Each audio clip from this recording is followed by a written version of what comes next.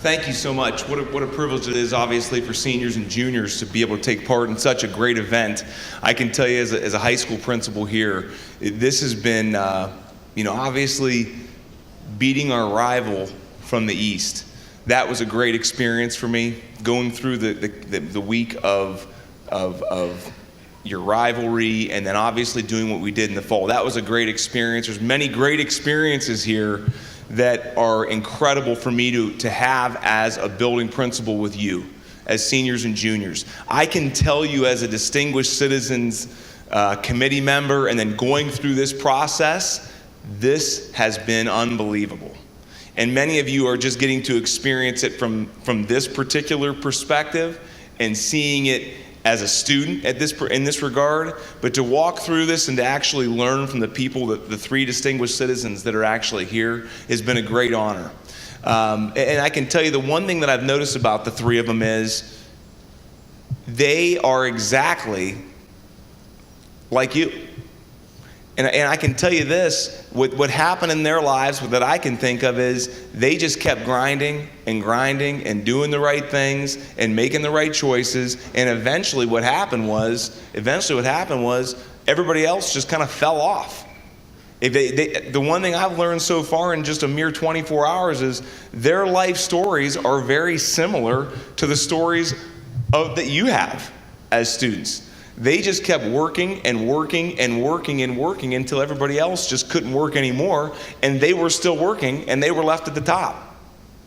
So I guess I'm curious to see, as I look into your eyes, Mr. Richards was joking about it. I'd be curious to see here who is going to be the next distinguished citizen. Who in this room could do that? Seems so far off as a 16, 17, or 18-year-old student, but I can tell you they were probably thinking the exact same things that you were thinking at the same time.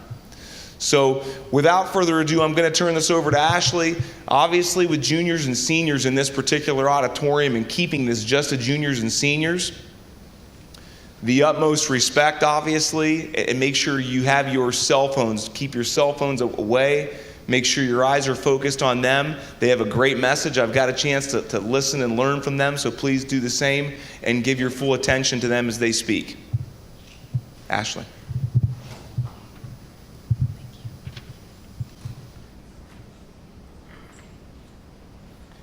I'm proud to present the first distinguished citizen, Dr. Harry W. Forgan.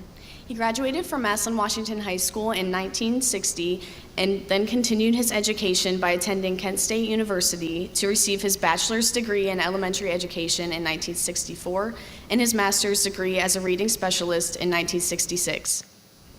Finally, he finished his education by continuing at Kent State University and obtained his PhD in curriculum, instruction, and administration. Dr. Forgan began teaching at Talmadge City Schools as a 5th and 6th grade teacher from 1963 to 1966. He then went on to become a professor at the University of Miami from 1969 to 2008, specializing in elementary education and reading specialization for undergraduate and graduate students. Apart from teaching, Dr. Forgan also published 12 books that are used in more than 100 universities. He has also received a handful of awards and honors for his distinguishment. Dr. Forgan is an alum member of honorary fraternities including Kappa Delta Pi, Phi Delta Kappa, and Omicron Delta Kappa. He was presented the highest award attainable at the University of Miami based on character, leadership, and scholarship. Dr. Forgan was appointed as the University of Miami's Professor of the Year for 3 years, 1983, 1996, and 2001. He was even honored by the Faculty Senate of the University of Miami for his extraordinary service throughout his 39 years of service to the Miami-Dade community. Outside of the Miami campus, Dr. Forgan instructed teachers in teaching literary skills in Nassau, Freeport, Nevis, St. Thomas, St. Martin, and the Cayman Islands to earn bachelor's and master's degree in education. Along with this, he also taught and supervised teachers from Cuba and Haiti as they earned teacher certification in Florida.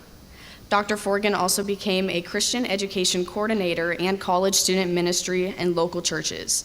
It's my honor to introduce to you your first distinguished citizen, Dr. Harry W. Forgan.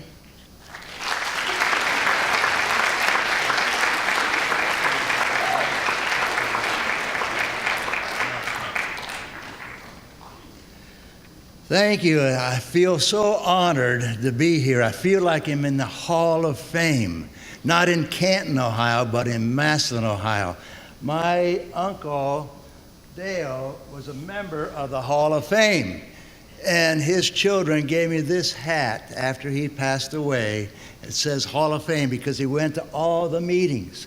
So I can wear it proudly, although I did make it a Massillon Hall of Fame. Can you see what it says? What's it say? Beat McKinley. All right, baby, you're with me now.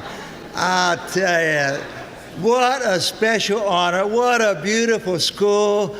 What a difference in all the programs you have to choose from. I am so excited to see the changes. I graduated in 1960. I'm 76 years old. And that's a long time ago. But I still remember so much about what I learned in Massillon. I'm going to take this silly hat off and talk a little bit. I'm a distinguished citizen. Let me begin by saying some stupid things I did. When Massillon first built the viaducts, they had they go over the railroad tracks and the river. I stuck my head in the bars of the top of the viaduct and couldn't get it out. I don't know how it happened. I think somebody called the fire department. Other people stopped. The whole traffic on the viaduct stopped. And I thought, I'm going to spend the rest of my life looking at this river and the railroad tracks. And finally, they taped my ears back. I think they used WD-40 or butter or something. But I got out, and I can still hear today. So that was stupid. Okay, what else did I do? In the 8th grade, I had a new teacher, and I liked her, but she didn't know quite what she was doing. When she wanted to get our attention, she'd go. So I went, oh my goodness. She ran down my row of desks, hitting every desk along the way, and got to me and said, "Do not ever do that again." She broke her wrist for hitting the desk.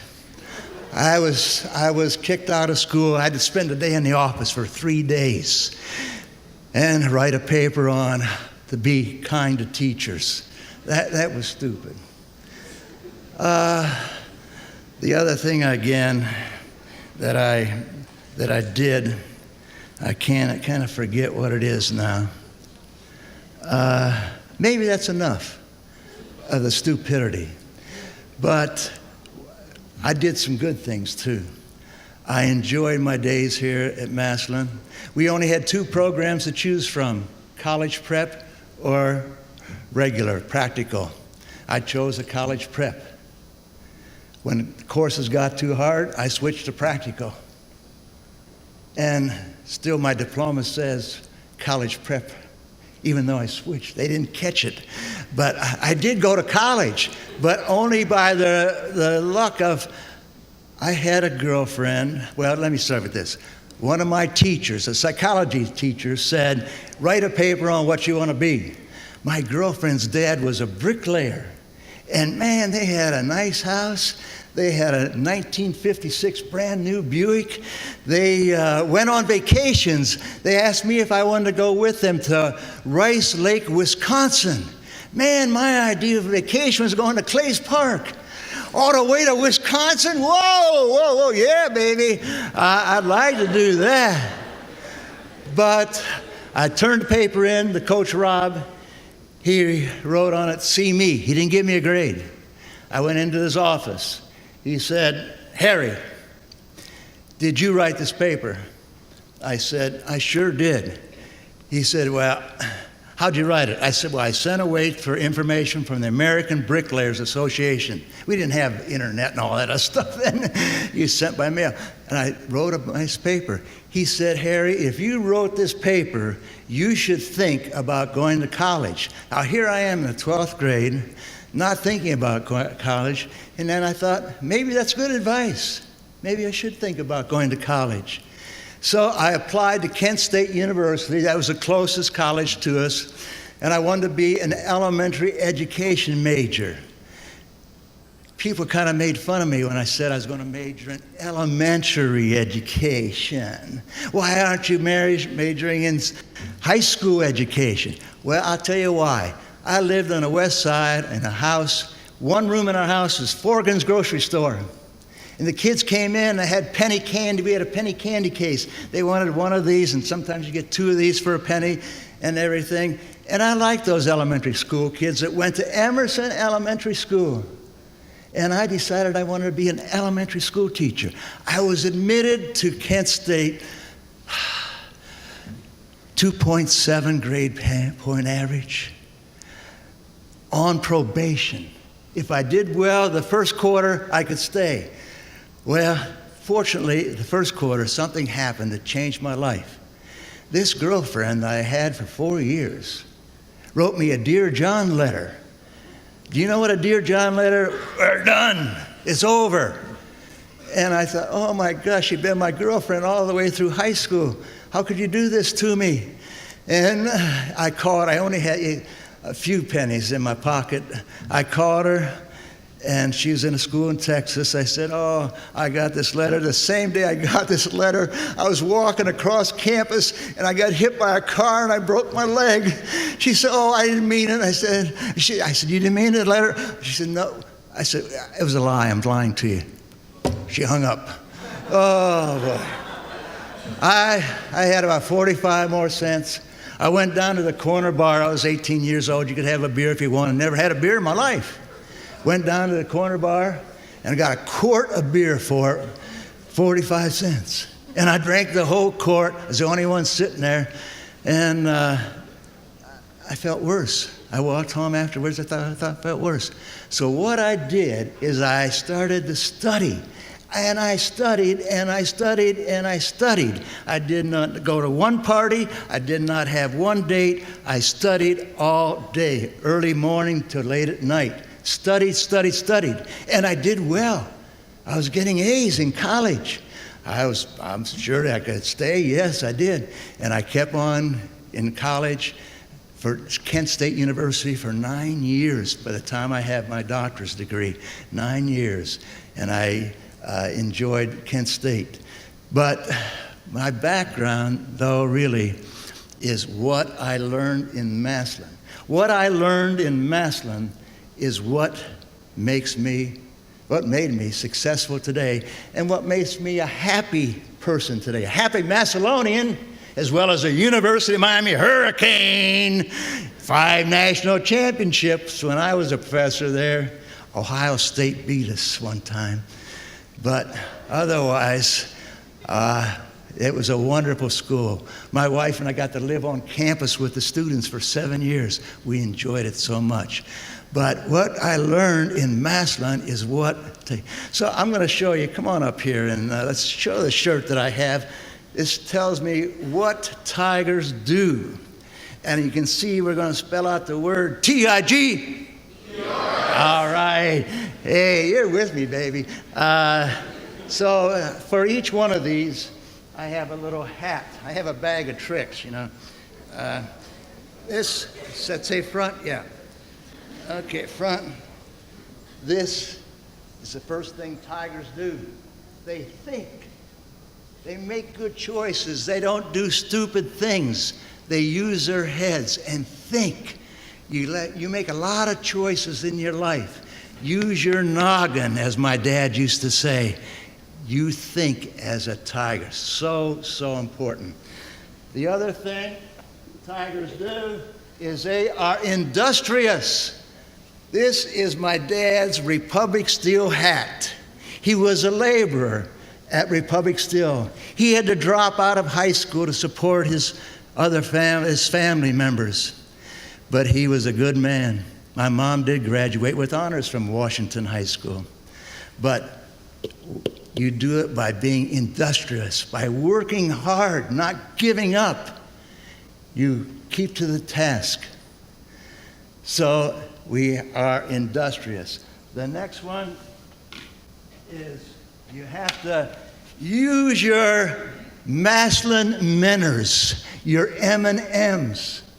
Your Massillon mentors. Who are my Massillon mentors? My teachers, my friends, my parents, the YMCA, the boys club, and the girls club now, but it was only boys club then, the First Baptist Church. Those were my mentors to help me do well in life. And I remember my mentors and the advice they gave me. So we have to remember to get advice from our mentors.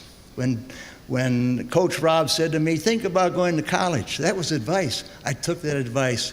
Thank you, Coach Rob. Next. Oh, yeah. TIGE. I'm going to stay with this as long as I have to stay with it. Even if I have gray hair or no hair, I'm going to stick with this. I'm going to endure. I'm going to work with. I'm not going to quit right away. A lot of people quit. Well, the first book that I wrote, I had about 25 rejections. Nobody wanted to publish it. Finally, some publishing company in Toronto, Canada, said, we'd like to publish your book, Help Your Child Learn to Read. And I was an international author. Toronto, Canada. Ooh.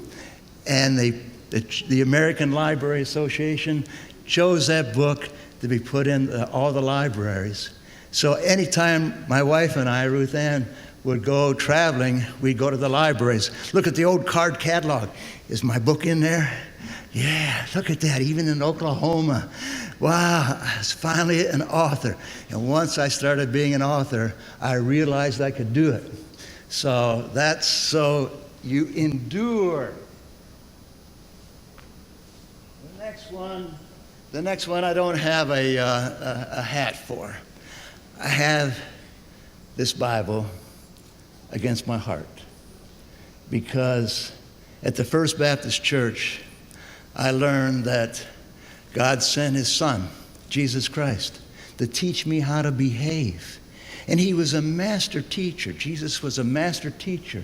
And he taught me to be kind to other people, to help other people. Religion became a very important part of my life. And today, as I stand here, I'm being watched by God and being kept from being nervous and shaking the book. But really, I have a close relationship with God, and he helps me through every day. And that is so important. So you have your freedom of religion, but I think it's so important to have religion. Give me that old time religion. Give me that old time religion. You ever hear that song? Yeah, okay. All right. Now, where are we? Oh, spirit. Spirit. We have to have spirit. And spirit doesn't mean jumping up and down. T-I-G. T-I-G. All right, you're tired of not saying. What a great city to be born in and to live in. I was born in that. It's so nice.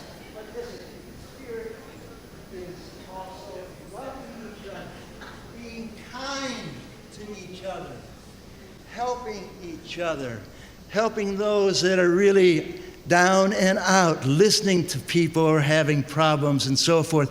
That's what spirit. Our motto in Washington High School is joined by spirit.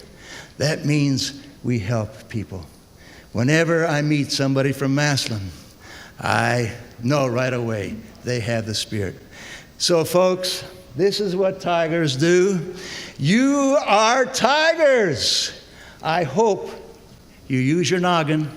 I hope you work hard.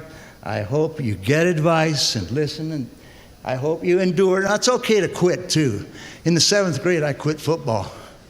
Lauren Andrews, they sent 2 9th graders out to knock me down, and I had shoulder pants on. I didn't know how to put the shoulder pants on. They gave me a jock strap. I thought it was a slingshot. And then they came after me, and I said, I quit. I quit. I'm not a football player. But religion helps, and God bless you. You are blessed to be a part of Massillon, and I hope you enjoy your high school days that are left and those that will come. Thank you so much.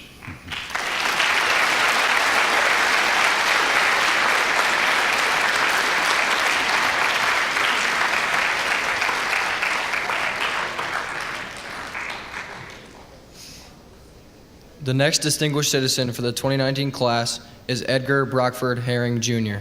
He attended Massillon Washington High School and graduated in 1965. Bluffton University is where he received his bachelor's degree in 1969 and eventually went on to receive his master's degree from the University of Akron in 1977. Mr. Herring was dedicated to Massillon City Schools for 38 years. He was a teacher at Jones Junior High School, served as chairman for the science department at Jones, and was also the head football and basketball coach at Jones. He was assistant principal at Washington High School along with Longfellow Junior High School. Then he was principal at Longfellow until 1989. After that, he was director of Title I Federal Program, director of Massillon City School District's Food Service Program, and principal at Emerson Elementary School and Massillon Alternate School. Mr. Herring showed leadership throughout the Massillon community. He was the president for the Massillon Tiger Football Booster Club, as well as the co-chairman for Massillon Tiger Sideliners. He was the chairman for the Greater Stark County Urban League, Massillon Urban League Board of Directors, and the Stark County Enterprise Corporation Board of Directors. He held the secretary position for One Tiger Incorporated, president for the Massillon branch of the NAACP, and vice president for the Massillon Parks and Recreation Board. And to top it all off, he was a part of the Massillon Champions Homecoming Committee, the Brenda Robinson Scholarship Committee, and the Massillon Mayor's Diversity and Safety Committee. Mr. Herring acquired awards and honors for his efforts. He received the Martha Holden Jennings Foundation Award for Excellence in Teaching, as well as the Humanitarian Award for Education. It gives me great pleasure to introduce to you WHS Distinguished Citizen Edgar Brockford Herring, Jr.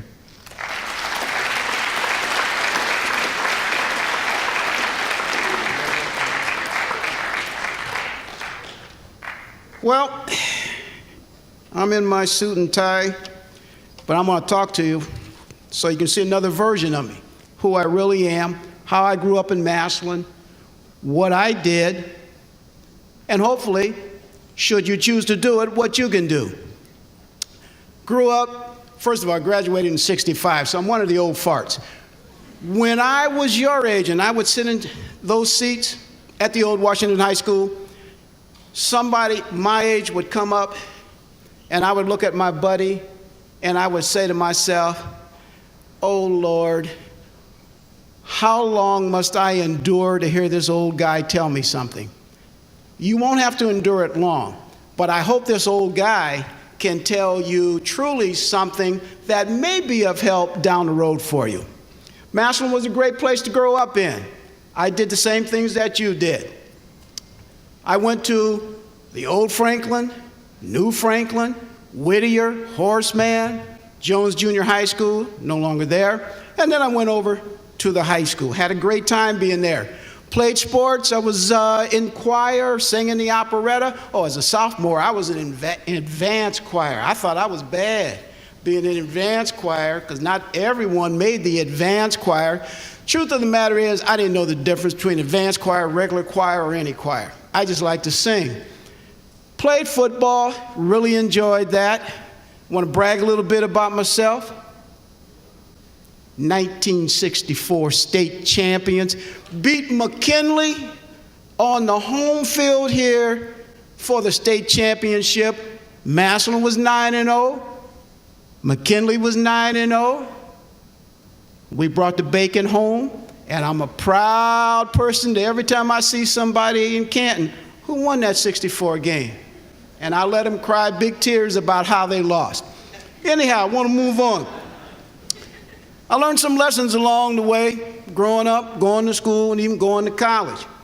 One of the things I learned when I was at Washington High School, and I know it's going to be hard to believe, but I'm really shy.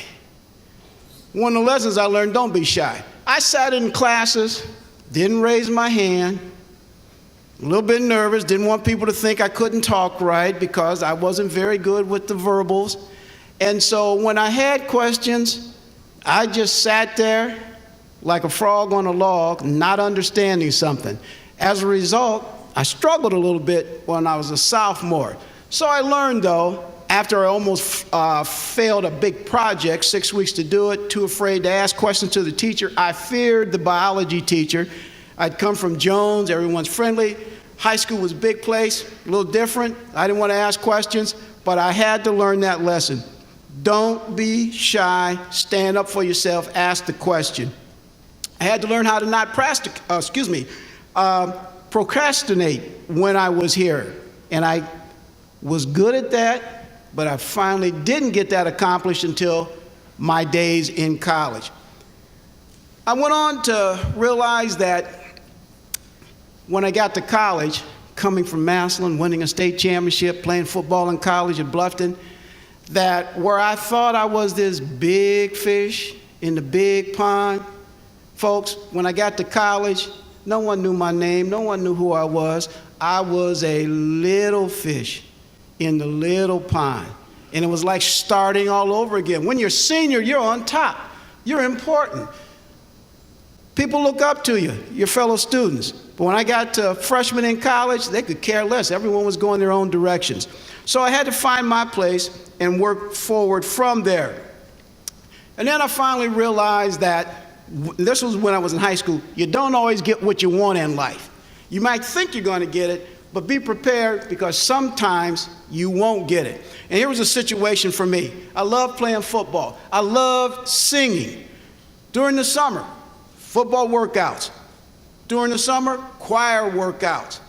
Unfortunately for me, they're on the same day. So what I would do was go to football some days, then I'd skip football. On the other days, I'd go to choir. One day, I was given the ultimatum. You gotta choose. Which one do you like? Choir director asked me to choose, and I reflected on it. And to save time, in the final analysis, I chose football. That's what I wanted to do ever since I was a kid, win a state championship. In Massillon at that time, we focused on our heroes, and my heroes were the great football players that helped build the tradition of the Massillon Tigers. But I missed choir. I missed going to state competition.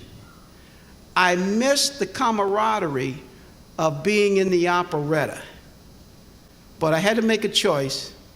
I made that choice, and I want to be honest with you, I don't regret that choice, because I had a goal of winning the state championship, and fortunately, with others, I didn't do it by myself, I won it. But I always felt, and still feel, there should have been a way that I could do both. Well, so much for that. College was great, but I want to talk to you a little bit about things that maybe you want to think about, even if you're not going to college. Maybe you're going to go to the military. Maybe you're just going to get a job. Maybe you're going to go to a 2-year association school, and maybe you're going to go to college. I don't know. But these are some things that I wished someone had shared with Brock Herring before Brock went off on his own, thinking the world owed him something. So, in order to read those things, I had to put my spectacles on, so if you'll, that's my nickname for my reading glasses. I learned to find out, and I want you to think about this, even though you're feeling super, in the world, you may not be special to other people. To the people in Massillon, you are special. We love you. But out in the world, in Potoc Valley, wherever, in Los Angeles, in New York, you're just another person. Be prepared for that. You need to understand that you're going to have to earn the respect of people someday. You're going to have to work like they do. And saying you're from Massillon doesn't mean a thing. I'll give you an example. I'm in college. I'm starting as a freshman in college. Game day. I go into the locker room wanting to get the things that I normally get at Massillon for the game day. My uniform. I want my game helmet. I want my game jersey. I want my game pants and my game shoes. I walked in that locker room, there's a pile of jerseys and pants on the floor. I said, Coach, what's this? He said, that's your uniform. I said, Coach, I'm not used to that. I said, normally people would give us our uniform. He said, well, you're not in Massillon now, and we don't have the big budget that they have. Things are a little tight. I had to wash those clothes myself. That was bad enough. But when I went to get my pants, game pants, someone else had taken them. So, in the sake of time, I was humbled because I was a starting running back in college. I had my game jersey. I had to wear my practice pants. I was salty. I was angry. I was mad. I didn't like that at all. I'm from Massillon. I'm supposed to be treated in a certain way. No one cared. That's not how life is. So I just want you to be aware of that. In addition to that, in Massillon, we always went first class. We rode a bus to where we went to the field. We did this, whether it's a school bus or Fidelity. I come out of the locker room with my fellow teammates. They're all excited, jumping around, our first game. And there's this dump truck. I see the dump truck. I don't understand why it's there. And then I notice the guys from the previous year, they're jumping on the dump truck. And I say, why are you guys getting on the dump truck? And he said, well, that's how we're going down to the stadium. And I said, what? In a dump truck? And that was it. So I ended up going to my first game in college, sitting on that truck, and they had the part of it down, etc. And so I was very disappointed. But the point I'm making, enjoy this, because where you go, it may not be the same. The other thing I want you to think about is, what are your goals going to be? Are you really preparing yourself for whatever it is you would like to do? And then I want you to think about just a couple things. Learn how to handle situations when things go wrong. Think about it now, because sooner or later, something won't go right. I always thought about this, and I try to tell my grandchildren this, not that they listen. When something goes wrong, don't whine, don't complain, and don't make excuses. Even though people tell you that they understand, once you get out there in the big bad world, I should say the big good world, you'll find out that sometimes they don't care. Now, I'm not saying that to frighten you. I just want to put a seed there for you to think about and be prepared. Also, have personal integrity. When you have personal integrity, as best you can, try not to tell those whoppers, and try not to take something that you shouldn't, and try to do the right things when you can.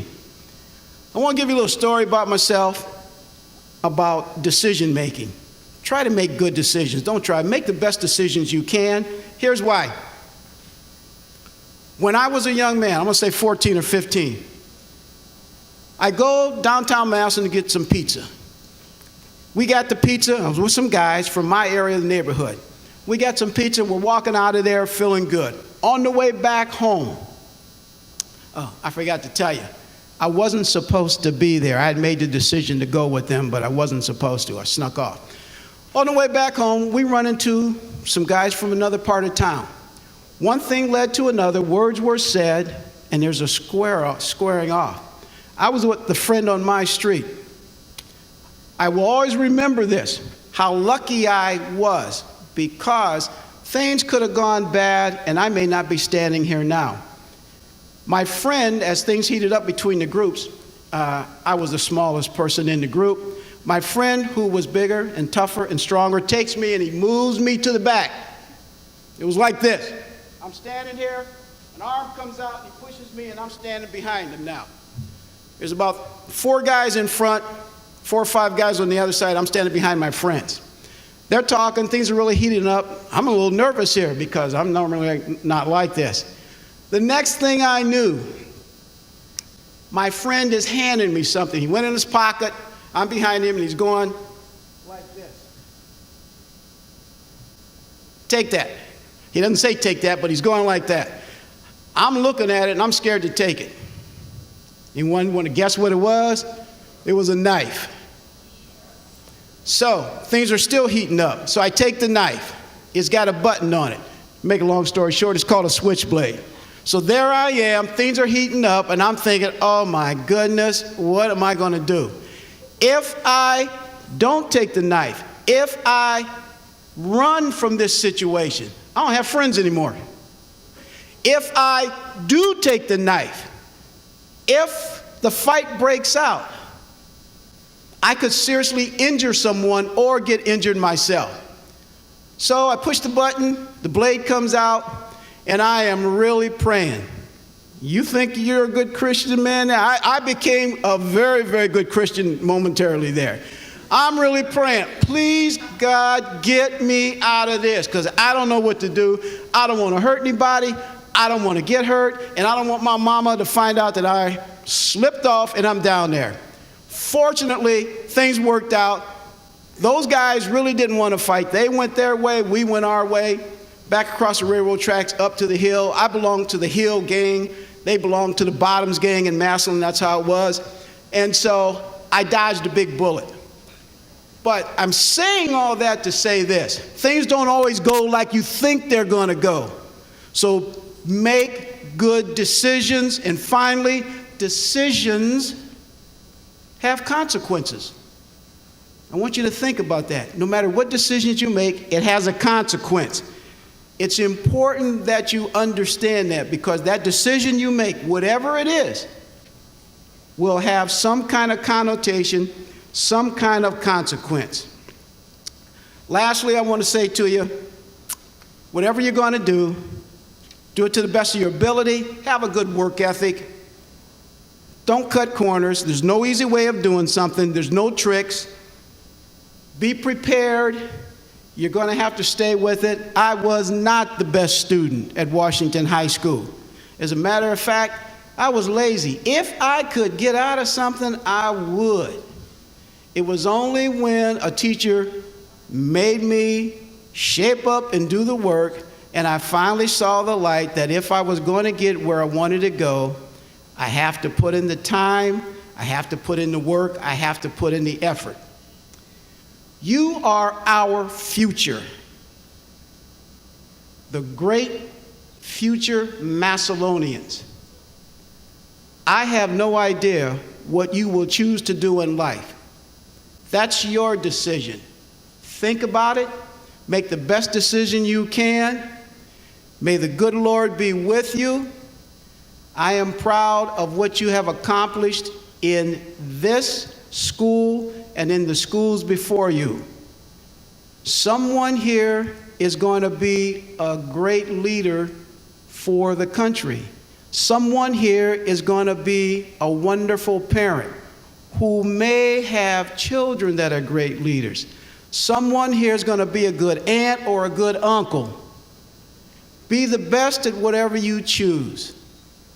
And remember that you come from a long line of good people in a good city called Massillon, and they will always care about you, and hopefully you will always care about them. Thank you for your time. It's been a pleasure. And as they all say, go Tigers.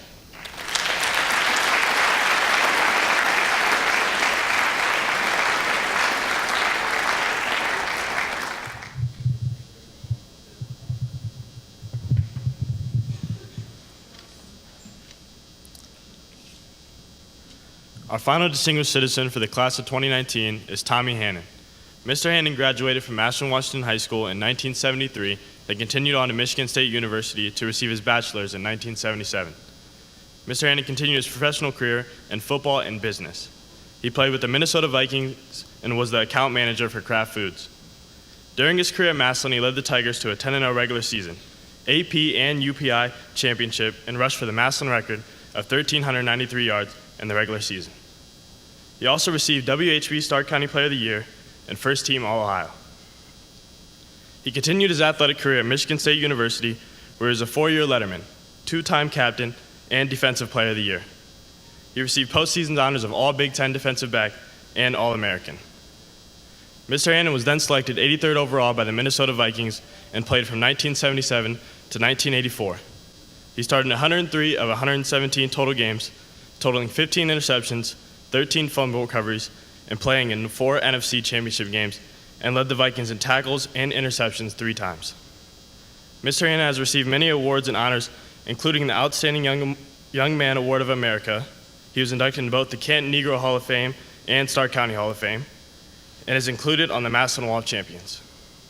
It gives me great pleasure to introduce you WHS Distinguished Citizen Tommy Hannon.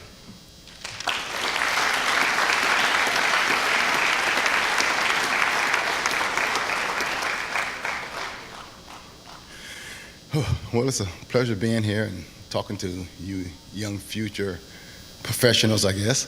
For me, I guess, like I say, grew up in Massillon and family moved up from West Virginia. My dad worked for the steel factory, and as soon as he got up here, first thing he thought about was football. And I thought it was kind of strange that when my mom and them had me, they gave her football. So I figured I was supposed to play football, so that ended up happening. But, you know, I went to Jones Junior High School, and it seemed like all the great players came from the southeast side, Brock Herring and all the good guys. But we had 3 junior high schools, Longfellow, LA, and Jones. And it was all competitive. It was always competitive. It seemed like Jones always had the best teams. But you know, once we got to the high school, we mashed together and we all came as one. And I guess over the years, Massillon's done pretty good in football. So, but you know, football is not the only thing. You know, we have had great teachers, and my favorite teacher was Miss Amstutz. She teached English class. And she let me sit in front of the row. I had the front seat right next to her. I guess the closer you got, the more you thought you learned. So she was always calling my mom and saying, well, Tommy's doing a little bit better here. He's doing a little bit better there. He talks a little too much, but he'll be all right. But then it was a different contrast to when we left school, we had to deal with Coach Cummings. And Coach Cummings wasn't the easiest guy to get along with. But if he liked you, he loved you. If he didn't, he sort of made it rough on you. But, you know, coming through Massillon and playing in all the big games that we had, and one thing they told me is what Stevie Luke always told me: whatever you do, you never lose to McKinley. Whatever you do. If you go 0-9, you got to beat McKinley. And I was lucky to beat McKinley 3 times. Now, the strangest thing about it was the 70 team. They had great players, Mike Marger, Steve Studer, all those great guys. So something happened, and I played on the sophomore team, and Massillon was so good back then that the sophomores didn't play varsity. You couldn't play varsity. You wasn't good enough to play varsity. But they had Steve Studer, Steve Luke. We had to prepare them for the upcoming games. And our sophomore team, we were undefeated. Myself, Kevin Westover, Larry Males, Dan Jufrey. We had a pretty good team. But we would have to go against the varsity every single day in practice. And sometimes we sort of got with them quite a bit. But, and I remember before the McKinley game, I guess Mike Marger sort of got a little banged up. You know, Mike Marger ended up going to the University of Wisconsin and had a great career. And he was an all-Ohio tailback too. So they was calling my mom and them saying, well, Miss Hannon, Mr. Hannon, Tommy may have to dress as a sophomore and playing for the McKinley game. And that's before I say, man, it's going to be cold, it's going to be snowing. I don't want to dress and sit up there on the sideline and have to stay out there. So luckily he was healthy, and I didn't have to go out there and stand in the cold. So, but now after that year, I finally found out what it really was like to be a Tiger, get ready for McKinley game, McKinley week, and the tailgating and the barn fires and all that stuff. And I remember when I was a senior, the captains had to go over to, I don't know if you still do it now, but the captains have to go over to McKinley. And you had to go through their school, and I guess McKinley captains come over to Massillon. So we went over there, and man, they growled, and they said what they was going to do to me, and this and that, and blah, and it just added fuel to the fire. So, and they ended up, that was the first year, my senior year, where the winner of the game, both teams were undefeated, the winner of that game played in the state championship. Or it was what they decided to stay up into fours, and the best four came out. So we came out there, and the game was tight, but we beat McKinley again. So it was pretty exciting. I mean, I guess I don't know if any of you people ever witnessed a loss to McKinley. I mean, it just almost ruins your life. I mean, it's bad. But I was lucky enough to win all three, and I had great teammates, and man, it was great. And then, you know, we made that trip down to Columbus, in which we was the best team in the state. Maybe I'm biased, but we were the best team in the state. We didn't win it, but we were the best team in the state. So, but, you know, sometimes you win, sometimes you lose. But then from there, and I went on to Michigan State University. Wanted to go to Ohio State, but Woody told me that if I came there, I could play ahead of Archie Griffin, which I knew I couldn't play ahead of Archie Griffin. So I just went on to Michigan State, and I don't know what Tremont is, but there you go. Boy, you're going to have a good time in Michigan State. Green and white, you're going to have a great time. They're expecting you to play quite a bit, so. But after that, I graduated from college and had a great college experience. And one thing I shared it with my wife, but I really don't tell too many people about it. There was one day we was at Michigan State, and this when you guys go to college, girls, be yourself, do what's right, and you know what's right and what's wrong.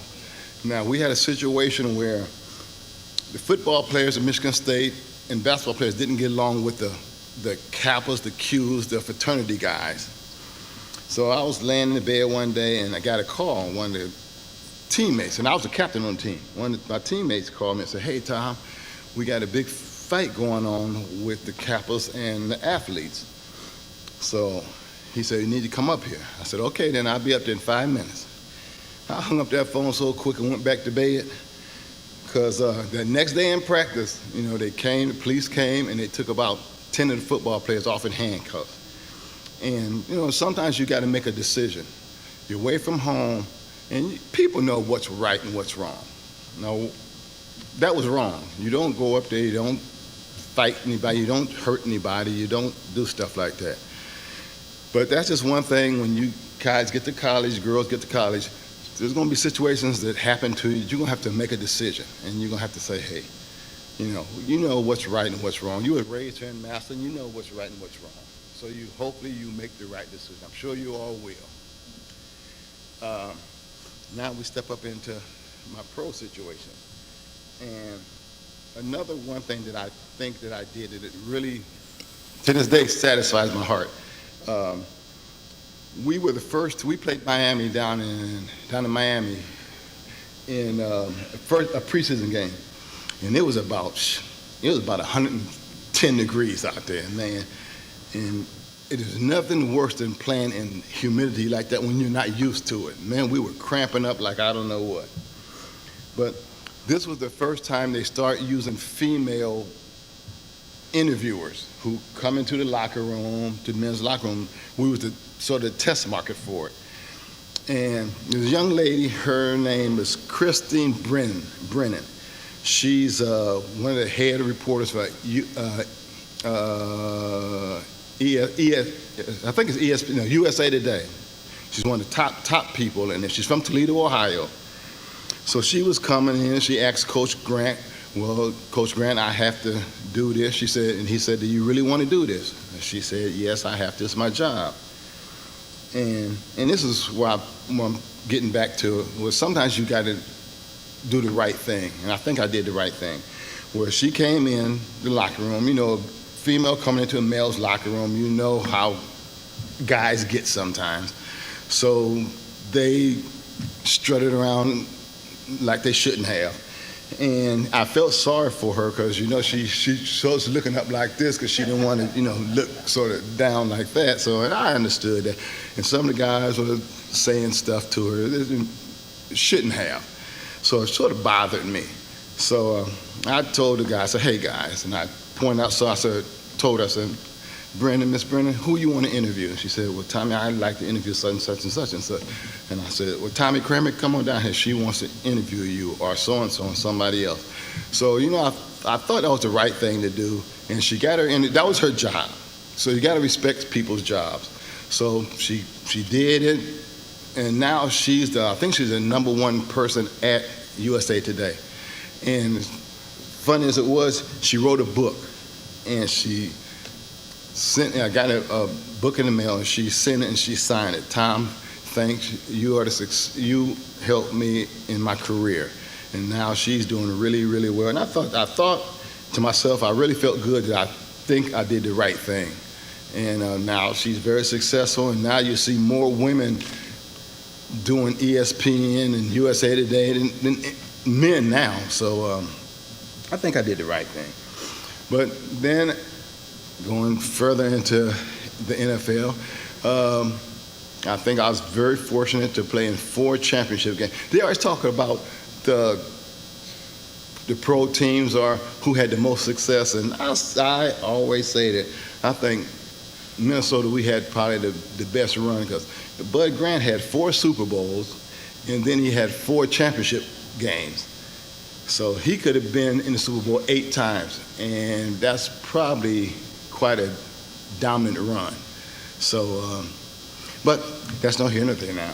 But I just wanted to share with you guys what you have to look forward to in college, or if you go out, some of you may not go to college. Everybody's not college material. Some people just don't like sitting up in class. It was kind of hard for me to sit up there in class all the time. But Michigan State, they had good tutors. They had good people there to help me, and I was lucky enough to graduate and got my degree, and I'm very, very proud of that.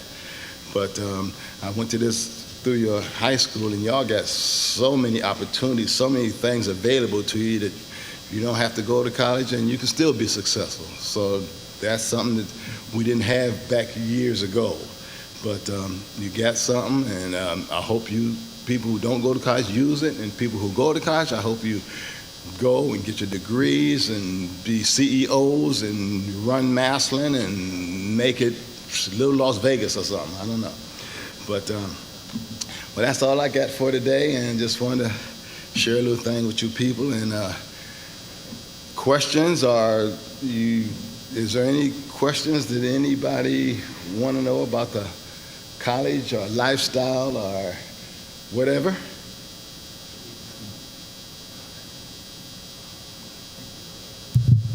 What questions do we have out here for Mr. Hannon? Don't be bashful.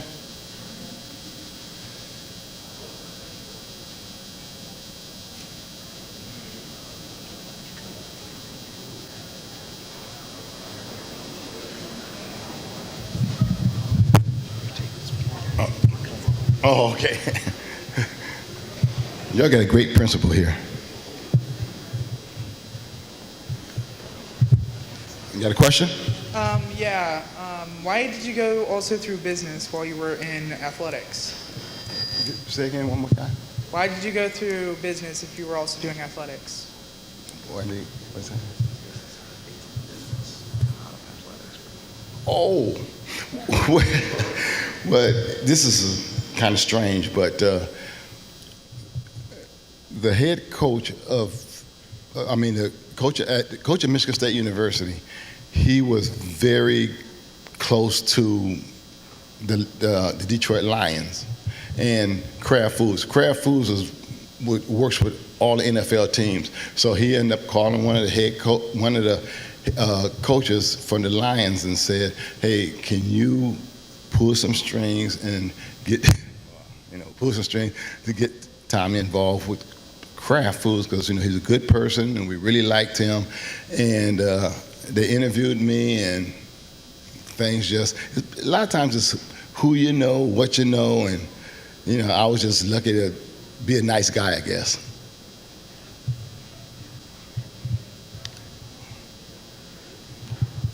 This is a question for everybody. What are some of your favorite improvements from this high school to the old high school? Or from the Well, for me, the old high school was like a dungeon.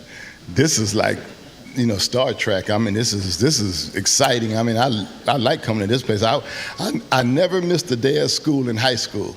Now, if I would have went to this school, shoot, I would have probably spent the night here. But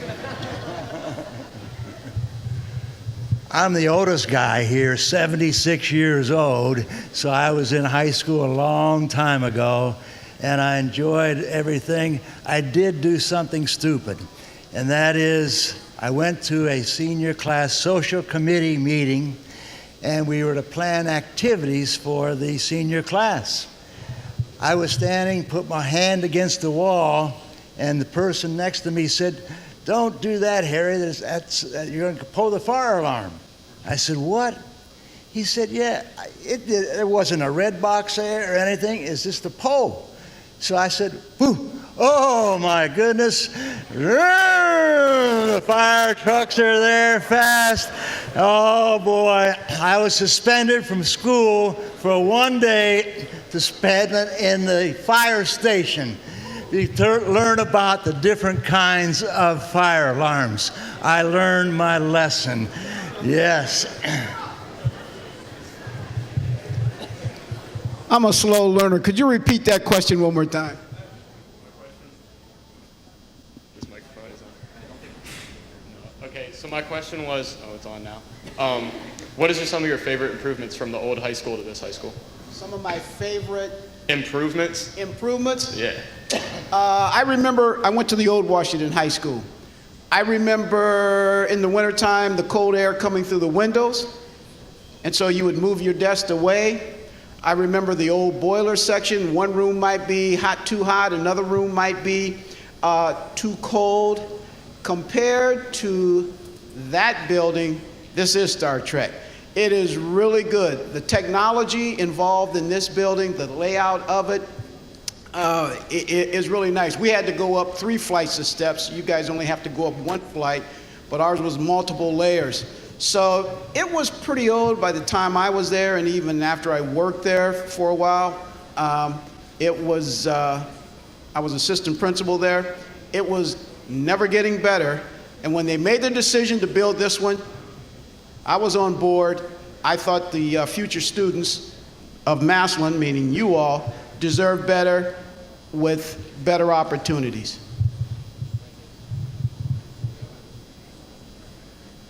My question is for Tommy. What is your favorite moment as an NFL player?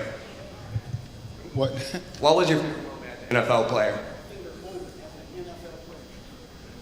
Oh, probably, yeah. We played the Cleveland Browns, and they had Brian Sipe, and there was no time on the clock, and Tommy Kramer dropped back, and he threw past about 60 yards in the air, and Amara shot, Sammy White, it was a Hail Mary pass, he flicked it, hit it up in the air, Amara shot, caught with one hand, and that put us in the championship game and eliminated the Browns. Good. Yes. My favorite moment in football was in the 7th grade when I went out for football at Lauren Andrews. And they gave me all this equipment to put on. They gave me a helmet, of course. They gave me shoulder pads, and I didn't know how to get those on. They gave me these pants that were no long enough to cover to my, come down to my socks. Then they gave me a jock strap. I thought it was a slingshot. So I went out there, and these 9th graders came at me and knocked me down so many times. After one day, I quit being a Massillon Tiger football player.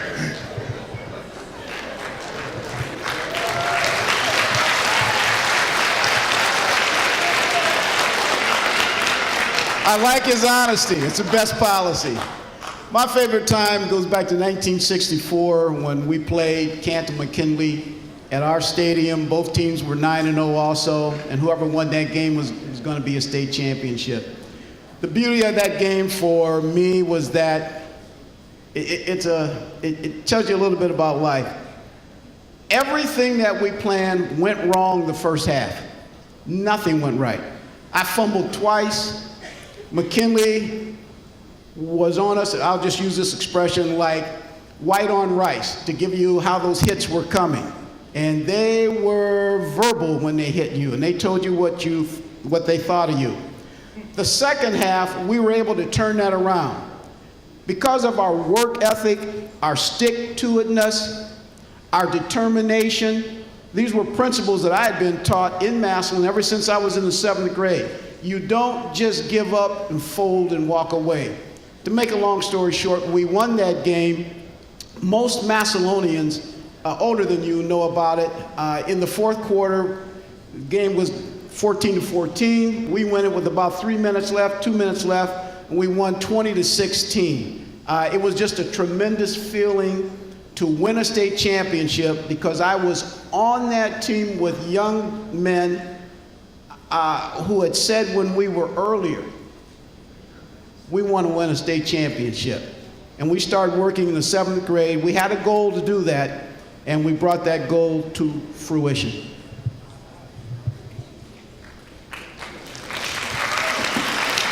This question is from Mr. Hannon.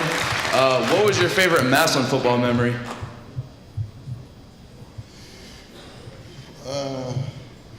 Probably was when we beat McKinley to go to the state championship. That was probably the biggest thrill. I mean, I'm not a type of guy who gets really jubilant, and I'm sort of mild-mannered, but even I had to jump up a little bit after that game. So that was probably the Massillon-McKinley game my senior year. I'm not a football player.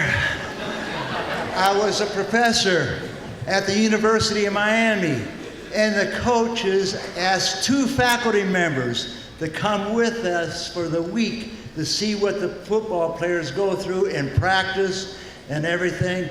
So Jimmy Johnson chose me to go with the team, and it was a wonderful experience. I could see how much work people put into practicing football and getting ready for it. The only mistake I made there was I asked Jimmy Johnson if his hair was real. And he said, don't ask that. When that question was asked, I was viewing the young people here. So could you say it again? I'm not. I said, what is your favorite Massillon football memory? Oh, just that one I did tell you, although there is one other one. When I was a senior, we played a team called Altoona, Pennsylvania. And they were extremely good. They were one of the best in Pennsylvania. So they came here, and I'll just tell you a story, and it's truthful. During that game, they were bigger than we were. And just as tough, but we were quicker. We had never faced a defense like that before. It was a special defense called a wide tackle 6. Won't go into that, but we hadn't seen that before. So their players were in different positions, so we had to adjust our plays to that. But anyhow, normally when I blocked, I would be blocking somebody about 6 foot, 6'1", 170 pounds, 175 pounds. I ended up having to block somebody who was 6'4", 240, 250, 260. I weighed about 135 pounds, maybe 140 when I played, even though the program said, thank goodness, 155. Somebody felt sorry for me. But anyhow, during that game, I had to go block and kick, not kicking, but push the guy to the right, push him out so the other running back can run up. I still remember it. I ran at him, I put my head in there, I hit that guy, and all I remember is a forearm coming at me and seeing flashing lights. So the next thing I know, I got something dripping into my mouthpiece, and somebody says, Brock, you need to go to the sidelines. So I go over to the sidelines, my nose is bleeding, And I thought to myself, I need to reevaluate this situation. Do I really want to go back out here? Because these guys mean to play. They're here to hurt us. Anyhow, there are two coaches I was standing next to. One was called Ducky Schroeder, and then the head coach, Earl Bruce. So I'm standing in between them, about right there, trying to look pitiful so I can recuperate, because I was dazed. And Ducky, it was Coach Schroeder, but everyone called him Ducky, Coach Ducky. Ducky says to Earl Bruce, who went on to coach at Ohio State, and I'm going to imitate how he talked. Hey, Earl, Herring can't block that guy. He like to kill him out there. Look at him, his nose is bleeding. So now I say to myself, okay, I'm going to get a little break. I'm going to be able to maybe stay out 1 or 2 series. Earl Bruce took me by the helmet, raised my head up like this, looked at my nose bleeding, and I tried to give this look like I was dazed, or so, coach, have a little sympathy. And I remember the words, they always stayed with me. Shove some cotton up his nose and get him back in there. I went back in, and I ran for my life, and I had tremendous help from my teammates. I was able to score 4 touchdowns that night. What that taught me is that when things get tough, you got to get tough too. You just don't roll over. So that was a memory I always have.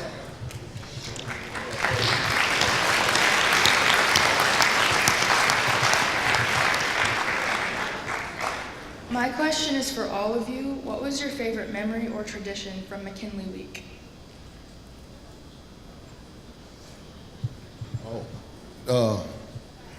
The bonfire, and the road down the street, and all these nice cars, and getting ready to beat up on McKinley. That was fun. That was a lot of fun. I think beating McKinley we had the bonfires at Longfellow Elementary School when I was a kid. And that was such an exciting thing.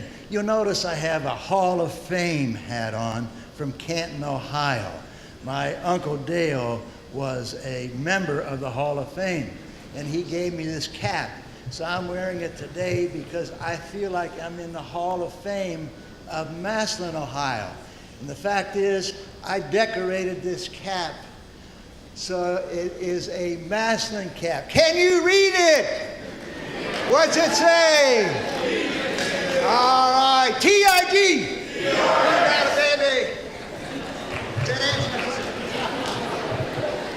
My memory is the Massillon community supporting us. It was more than just a football game. You felt as a player it was your community against their community. And you really wanted to do well for the citizens of Massillon. Not only the senior citizens, those that were of middle age, those that were young age, but also the students. So it really was a community event, and you wanted so badly not to disappoint. This question's for everybody. What is the best advice you'd give us seniors as we graduate and enter the real world?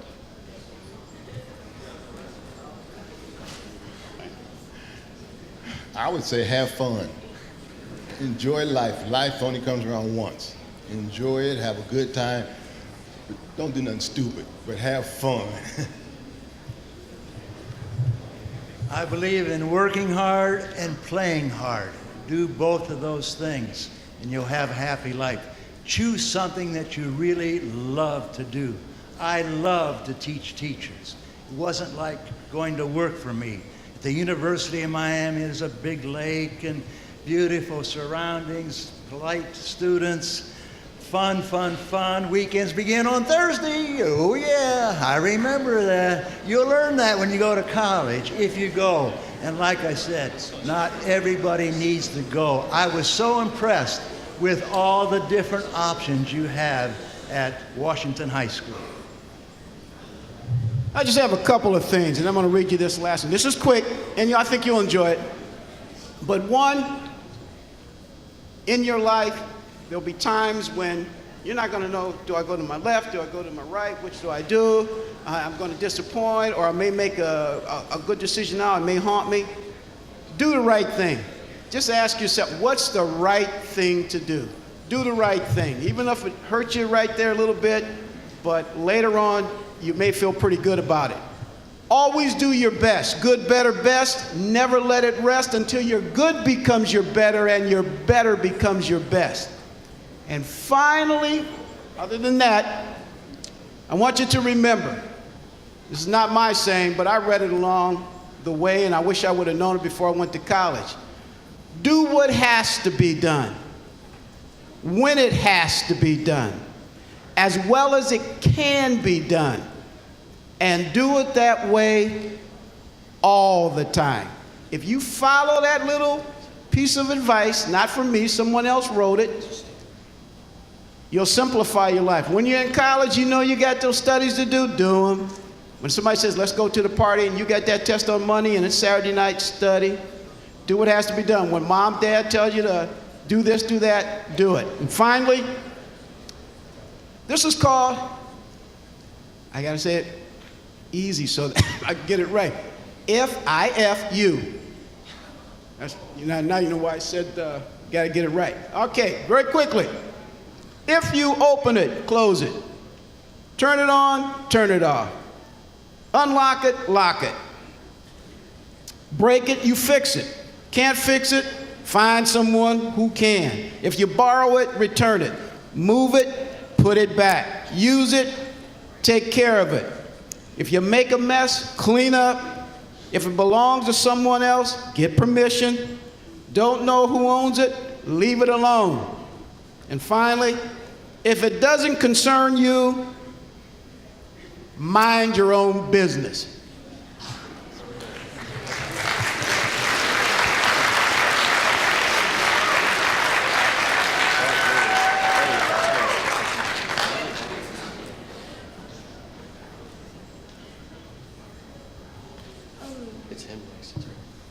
What was your favorite subject in high school? I enjoyed biology. That was probably my overall favorite. If you had asked me elementary school, I would have told you lunch and recess, but by the time I got to high school, biological sciences were pretty good for me. But I also liked some of the other things that were a little bit easier. I loved my psychology class taught by Coach Rob, because in that class we had to write a paper on what we wanted to be. At that time, I had a girlfriend whose dad was a bricklayer. And man, they had a brand new car. They went on vacations. Man, my idea of a vacation was going to Clay's Park. They went all the way to Wisconsin. They asked me to go too. And in that class then, Coach Rob called me in and said, "Did you write this paper?" And I said, "I sure did." I was almost ready to cry. And he said, "If you wrote this paper, think about going to college." Wow. I went to college for 9 years, 3 different degrees. That was the best part. My favorite class was probably English. And the reason was because my favorite teacher was Miss Armstead. And I think I liked her because it seemed like she took a special interest in me. So she spent more time with me, and sometimes I could talk to her more than I could talk to basically anybody other teacher. But she was real cool.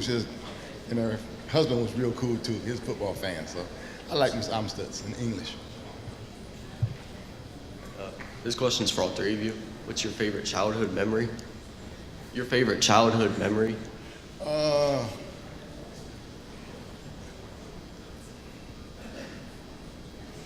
You know something? It sounds kind of strange, but me and my friends, I go pick up my friends. We walked everywhere. We didn't have cars, so we walked everywhere. So we go down to Shriver Park, and they had a football field down there. We just sit down there, and we'd watch Brock, Duke Pierce, Will Perry, just all the guys who played for the Tigers. They would come down and they would choose up a game, and they would play football all day long, and we would just be out there and watch them play. I mean, that was fun. You see Bill Blunt out there. I mean, he was jumping around, and Mark McDougall, and it was just all these great players come down there, and it was just like watching a professional football game, because these guys were, icons. We just say, oh, God. My mom said, Tom, where you going? We going down, and she said, oh, you're going to watch them play football? Yeah. And she knew where we was at.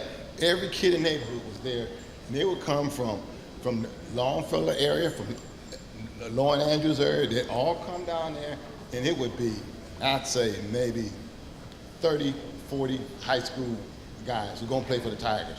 And we just sit down there all day and watch them. And you learn about what they do. My favorite childhood memory, I was riding my bicycle over the brand new viaduct in Massillon. Brand new.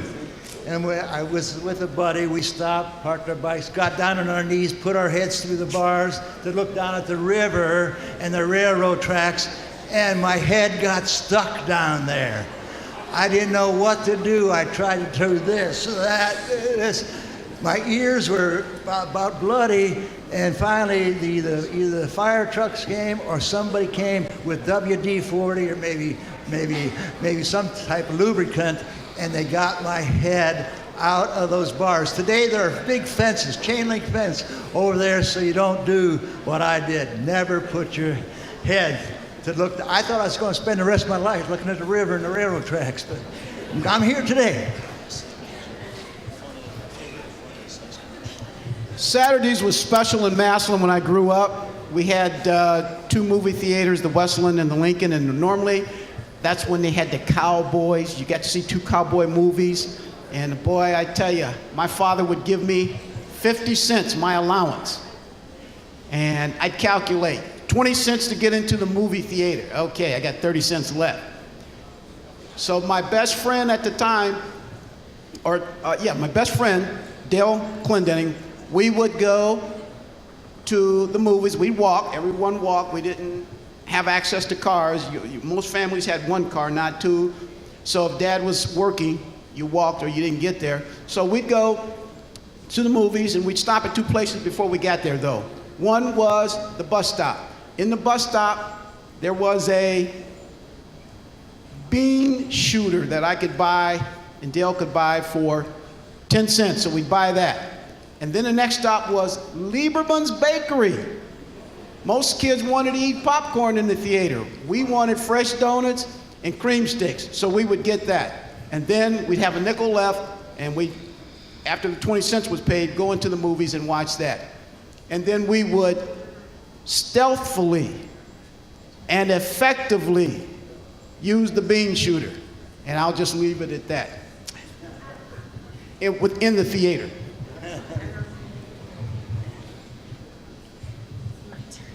Okay. Oh, this is for all of you. If there was a time in your life where you were ever sad or like not feeling yourself, what did you do to come up from it?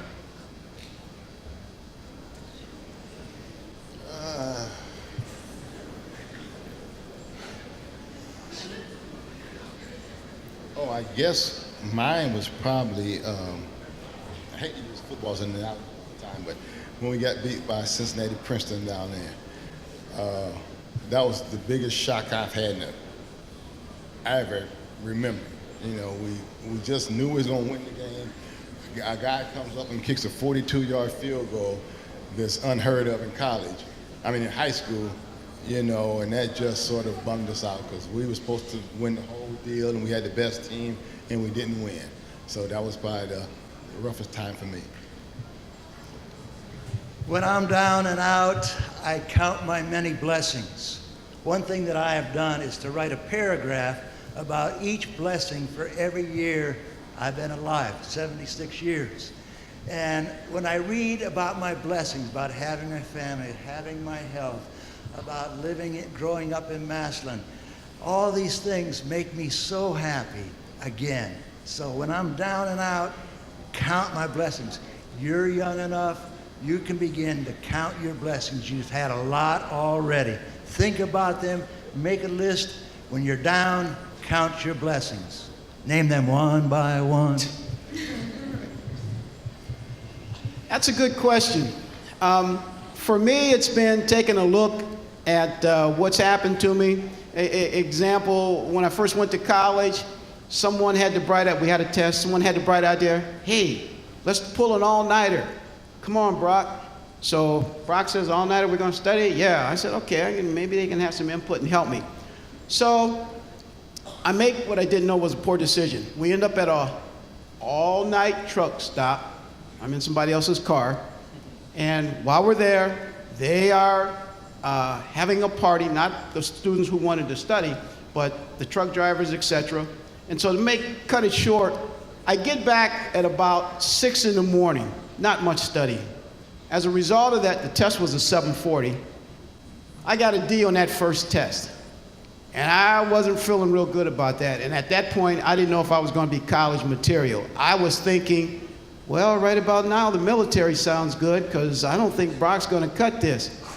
But I decided to stick with it, not make the same mistake. And when guys came to me again and said, hey, I want to go, you want to go, we're going to study at such and such a place, I decided to go to the library and use that and try to figure out what was best for me, not for the group. So that's how I overcame it. Learn from my lessons, try not to make the same mistake twice so that I could get a better result.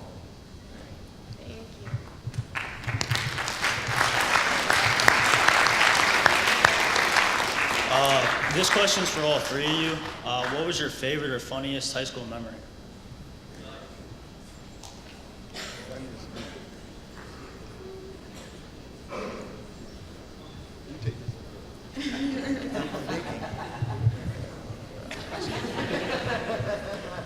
My funniest memory, it got me in trouble. I had a teammate who was asked to come out for the wrestling team. He was a football player, and he was a very good football player, really outstanding, outstanding. And he was a lineman. They wanted him to wrestle heavyweight. So me and another friend stopped by to watch the wrestling match. For those of you, well, I don't think any of you would know that, but at the old Washington High School, there were 2 gyms, the regular gym, then they had the girls' gym. Wrestling match in the girls' gym. During the wrestling match, by the time we got there to see, the person the person I knew was on his back. He was being pinned, if you know anything about wrestling. And his efforts to get out of there, get out of that pinhold, tickled us, my friend and I. And so that was humorous because we had normally seen him as an outstanding athlete, in charge, in control of everything. Very few people could defeat him. But he got defeated in wrestling. It really wasn't his fault. He had never wrestled before. They just needed a warm body. He had sacrificed for the team. The part we got in trouble is when I laughed at him about it the next day, we were able to resolve our dispute in the principal's office, and we didn't have to leave school, but we walked away friends. My funniest memory is also kind of a sad one. That is, my wife made me a University of Miami clown outfit. I had green hair or orange hair because green and orange are our colors. Then this uniform, clown uniform with all these buttons on them, green and shoes, one orange one green one. And I would go around and meet the special citizens who came on a Saturday. They'd be matched up with one of our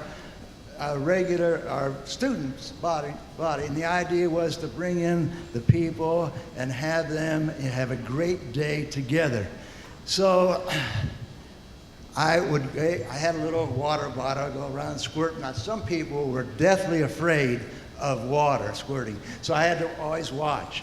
But I had this one lady that came up to me, and she said, I can count. I said, you can? 1, 2, ooh. She took my buttons off. And I thought, it was funny, but it was also sad, because she didn't know what she was doing. But I learned to be very careful. I did that for 7 years. Every time I'd see her, I'd go running. But it was sad and yet comical in a way.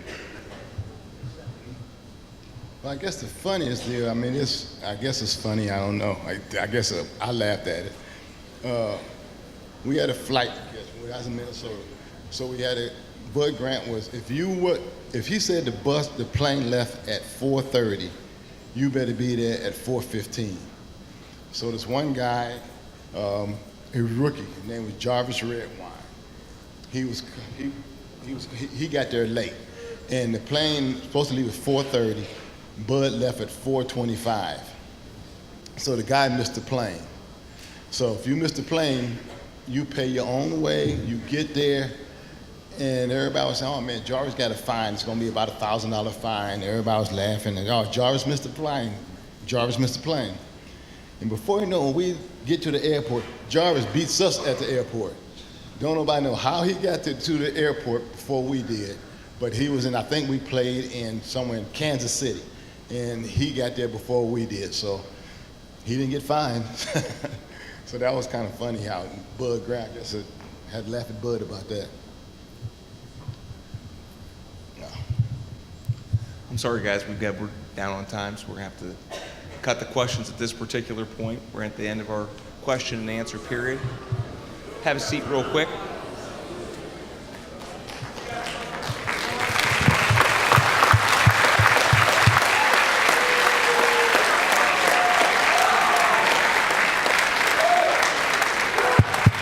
Just real quickly here, before you guys kind of move on, if I can have your attention real quickly, just have your eyes here. It's a couple great questions you guys ask, and some of you asked it because I think you honestly do want to know, as juniors and seniors, you kind of move forward in your life, and I think you honestly want to know what the best advice is, and I think probably the people that you ask, quite frankly, are the people that are up here, those people that have some experience on you, and I will tell you this, from everybody that you can to latch on to the information that you can get as a junior or senior, pay attention here, please. Juniors and seniors, latch on to that attention. Even though you're much brighter and much smarter than probably we are, or at least I am, we always have, age always gives you experience or gives you perspective. So you can always gain perspective. And I will tell you this, whether you're a distinguished citizen or whether you're 14 or 17, you are gonna have, I guarantee you're gonna have highlights in your life and you're gonna have lowlights in your life. And the quicker you can become very, very comfortable in uncomfortable situations, if you can become comfortable in uncomfortable situations, you're gonna be in great shape. And don't ever let your panic become everybody else's problem. If you're panicked, you gotta find a way around that. So great questions. Can we give one more round of applause for our distinguished citizens?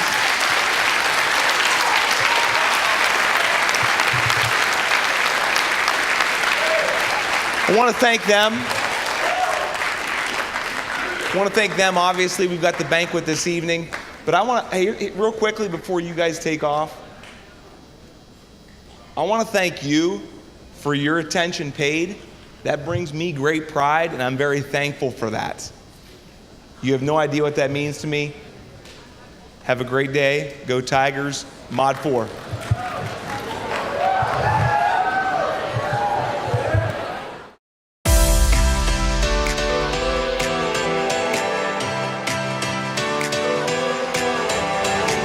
I joined cosmetology because I've always loved coloring hair and different colors and makeup. I joined media because I've always had a passion for all things related to media. I've always had a passion for teaching other people, especially topics that I'm interested in. I want to pursue a career as an orthopedic surgeon, and so when I saw that we had this class, I immediately circled it on my schedule and was excited to join.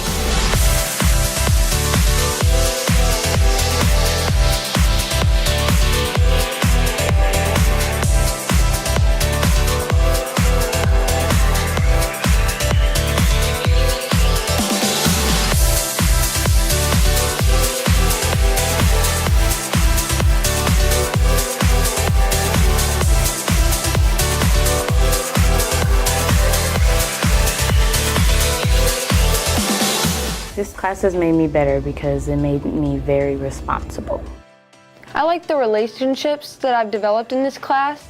The girls that are in here with me, I've really grown close with all of them. I joined this class because I enjoy helping others and I want to make a difference. Even like just making something and having people go, wow, that's really interesting. It means the world. It was just a really good environment to be in. It was real hands-on, and it was just something I really wanted to do.